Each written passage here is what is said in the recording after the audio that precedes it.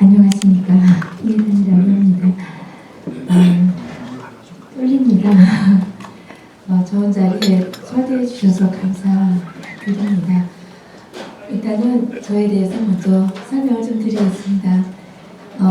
저는 이제 97년도 8월 16일에 탈북을 했습니다.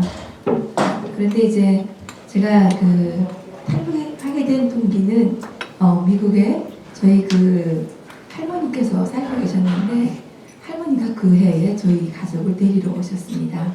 사실은 저는 이제 고향이 평양입니다. 평양에서 출생했고 저희 아버지 어머니 다 평양 출신들인데 제가 이제 11살 낳은 해에 저희가 출신성분이 나빠서 평양에서 추방을 당하게 됩니다. 북한이 이제 67년부터 주민 제조사 사업이라는 것을 하게 됩니다. 주민 제조사 사업이라는 것은 1인에 대해서 한 사람에 대해서 7사람의 증인을 통해서 이 사람이 해방 전, 해방 후, 전쟁 때 어디에서 무엇을 했는지에 대해서 이제 검증을 하는 겁니다. 그래서 이제 저희는 원래 평양에서 살았는데 저희 할머니하고 할아버지께서 일제시대에 창씨개명 이런 것들을 좀 반대해가지고 중국으로 가셔서 중국의 하남 지방에서 좀 생활하셨습니다. 그때 이제 돈을 많이 버셨고 원래 평양에 좀 재산이 많아서 평양에 돌아오셔가지고 땅을 많이 이제 사가지고 그 당시에는 여기 말하면 수도권 좀 될 겁니다. 중화 지역에 저희 땅이 많았다고 합니다. 평양에 이제 지금 창전인데 거기가 중앙당 소재로 들어있고 북한에서 제일 중심지입니다. 거기에 이제 아우나 관절 집이 있었고 아마 상당히 잘 살았던 모양이에요. 그래서 해방 후에 이제 김일성이 집권하면서 제 할머니는 그 땅을 몽땅 다 토시개혁 때 빼앗기게 되고 또 저희 할머니 할아버지는 그 당시에 평양에 있는 창동교회라는 최필근 목사님이 담임하시는 교회의 교인이셨습니다.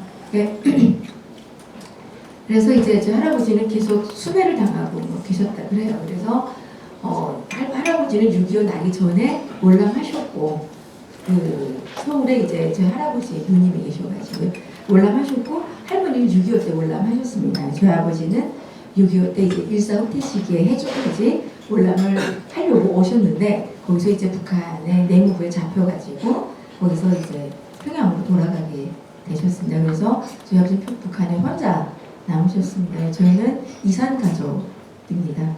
그래서 이제 저희 아버지는 혼자 북한에 계시면서 저희 어머니랑 결혼해서 저희들이 출생을 했는데 저희 아버지의 과거가 혼자 남으셔가지고 이제 인민군대에 나가면서 저희 아버지가 말하면 아마 경력 이력 세탁을 좀 했던 것 같아요. 가족이 다 폭사됐다 이렇게 됐는데 67년도에 주민 제조사 사업을 하면서 그래요?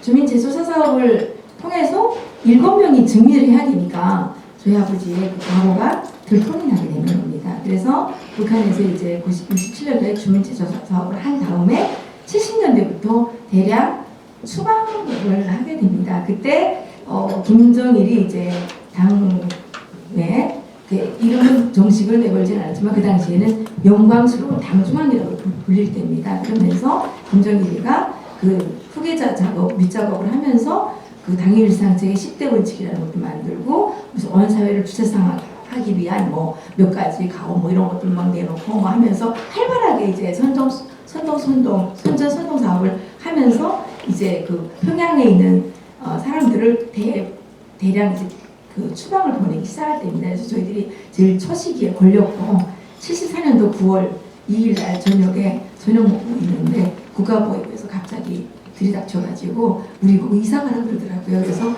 저희 어머니께서 어디를 이사 가냐고 물어보니까 양강도로 간다고 그럽니다. 그러니까 그 당시에 북한에서 양강도는 사람 못 살 것으로 이렇게 소문이 나 있어가지고 우리는 절대 누가 안 가는 데거든요. 그러니까 국가가 강제로 보내지 않으면 절대 안 가는 그런 곳인데 삼수갑산 지역입니다.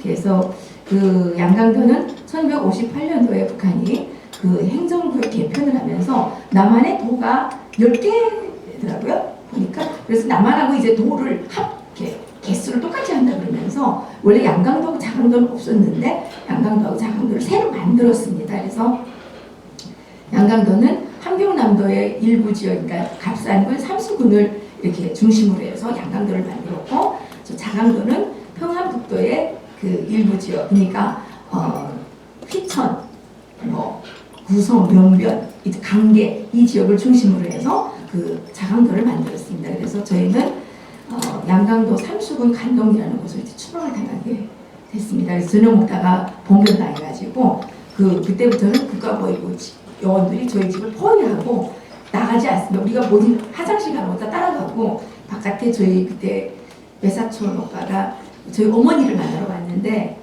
집에 안 들여보내줘요. 못 만나게 하고 쫓아보내더라고요. 그래서 저희들은 그런 상황을 감시 속에서 그 다음날 아침에 그 보위부 차에 실려서 또 성신역전이라는 곳에 가보니까 한 2만 명은 된다 그래요. 그 사람들을 이제 특별 열차를 이렇게 만들어가지고 거기다가 강제로 다 태워가지고 막 추방 보냈습니다. 그래서 그날 막 떠나는데 저는 지금도 막 그게 눈에 삼삼한데 이렇게 떠난다고 이제 기차 소리가 빵 하고 나니까 기차가 이게 막 흔들리더라고요. 사람들이 왕 하고 우는데 왕 하고 우는 그 사람들의 울음소리 이 기차가 막 흔들렸어요. 그런데 기차가 떠나는데 어떤 애기 엄마가 한 살짜리 애기를 이제 업고 기차에서 뛰어내려가지고 하여튼간 그런 사건도 터지고, 근데 그 엄마가 이제 나중에 보니까 저희 동네로 이렇게 끌려갔어요. 그래서 저희들이 양강도 삼수군 간동이라는 곳에서 이제 그 혁명화를 하기 시작했죠. 거기 림산 마을입니다. 많은 사람들이 여덕수용소에 대해서 많이 알고 계시지만 거기 여덕수용소랑 못하면 못했지 뭐 좋은 거 없습니다. 해발 1450m 지역이고 지금 정도는 아마 영하 30도씨 정도 갑니다. 겨울에 평균 온도가 영하 28도 정도 되고요. 막 너무 추울 때는 영하 40도 막 이렇게 내려갈 때도 있습니다. 네, 감자밖에는 농사가 되지 않고 거기는 중세시대에 사는, 가보니까 중세시대 같은 느낌이 들더라고요. 근데 가보니까 거기는 원래 마을이 없는 동네예요. 그 해방 후에 퍼시기역 때 이제 지주들 뭐 이런 사람들을 다 추방시켜가지고 거기는 이제 다 이름이 있습니다. 뭐 평원집, 뭐 순안집, 뭐 이렇게 집들이 이렇게 이름이 있고, 그런 사람들은 나중에 어느 날 갑자기 없어집니다. 북한에서 어느 날 갑자기 없어진다는 것은 정치범으로 감옥에 간다는 겁니다. 여덕수용소가 아니고 정치범 감옥은 저희들이 북한에서 알고 있기는 독감방이라고 알고 있습니다. 그래서 제가 아는 분 중에 어머니가 북송된 그분도 이제 저희처럼 같이 추방됐는데 어머니가 제1교포입니다. 그래서 피스톤이라고 그래서 이제 청년에서 이렇게 일을 하면서 북한과 남한과 일본에 이렇게 들어갔다 나갔다 하면서 일본 국적을 가지고 이렇게 간첩, 그러니까 뭐 연락책이죠, 연락책. 그거 피스톤이라고 하잖아요. 들어갔다 나갔다 한다 그래가지고.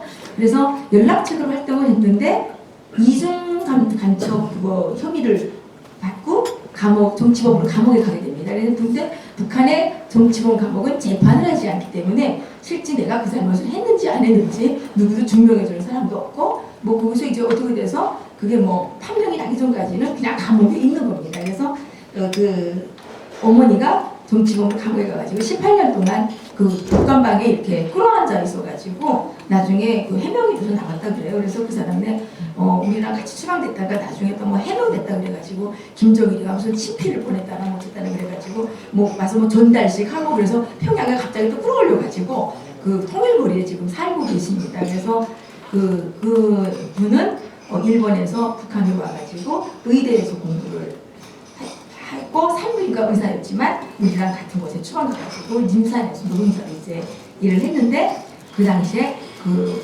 부인이 일본 여자인데 김일성한테 뭐 편수를 한다고 이렇게 배낭 메고 왔다가 북한에서 공부하고 싶다고 아주 북한을 찬양해가지고 북한에 남았어요, 이 여자가. 그랬는데 일본에서는 뭐 터목을 하면 돈을 많이 번다 그러더라고요, 북한에 살 때. 그래서 그 부인은 평양 건설건재대학에서 이제 공부를 했어요. 공부를 했는데 이 남편이랑 만나가지고 결혼을 했는데 그때 우리랑 같이 추방을 가가지고 그 산골에 가가지고 이제 그 님산에서 이제 일을 하게 됐는데 그 남자 이야기가 뭐라 그러냐면 자기 사실 그때 죽고 싶었대요.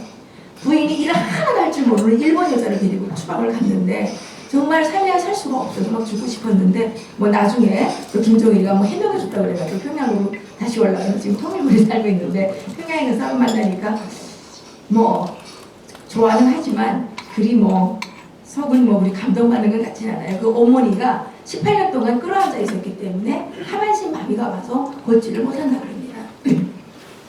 그래서 이제 북한에서는 정치범이라는 거는 그런 건데 그 저희 그 지역에서도 이제 살다가 어느 날 갑자기 없어진 사람 되게 많아요. 어디 갔느냐 다 거기 갔거든요. 여기 물어볼 수가 없습니다. 왜 뭐 물어보냐면 자꾸 물어보면 여러 그 유언비어 유포자 같은 거가 돼가지고 또 정치범으로 또 잡혀가거든요. 그러니까 저희 지역에 이렇게 추방되어 오셨던 분들 보게 되면 대부분이 이제 다 인텔리들이 많았습니다. 뭐 일제시대, 와세다 대학, 뭐 국제 동교 국제대학 뭐 이런 데 졸업하고 세브란스 의전 졸업하신 분들 계셨고요. 인텔리들이 상당히 많으셨고 그 저희 같이 이제 뭐 가족이 탈북을 그러니까 월남을 했거나 뭐 이런 이상의 가족들이 많았습니다. 그리고 그 후에 남한으로 이제 월남을 했거나 또 말을 잘못해가지고 남편이나 부인이 뭐 정치범으로 잡혀갔거나 이런 가족들이 다 저희 보기로 이제 추방을 오는 거예요. 그래서 저희는 그런 지역에서 이제 8년 동안 생활을 했었어요.